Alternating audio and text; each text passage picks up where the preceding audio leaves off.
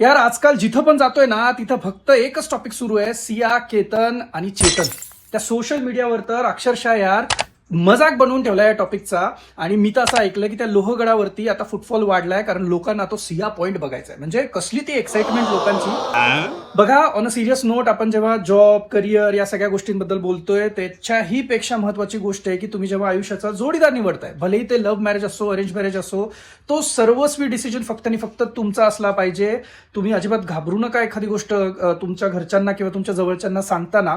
काय होतं माहितीये का, लग्नानंतरची पूर्ण लाईफ जी आहे ना, ती कमीत कमी किचकट तर राहणारच आहे, पण कमीत कमी किचकट कशी होईल याची काळजी तुम्हाला घ्यायला लागणार आहे. आणि हो, जे आजूबाजूचे आपले मित्रमैत्रिणी आहे ना, म्हणजे तुम्ही पण ज्याचे मित्रमैत्रिणी आहात ना, बाबांनो, एकमेकांची बेटरमेंट कशी होईल याच्यासाठी प्रयत्न करा. उगाच फुकटचं उचकवून देऊ नका. परत असले मॅटर अजून वाढत जातील आणि नवीन कुठलं तरी सिया, केतन, चेतन जे आहे तो मॅटर सुरू होऊन जाईल. काय कळतंय ना?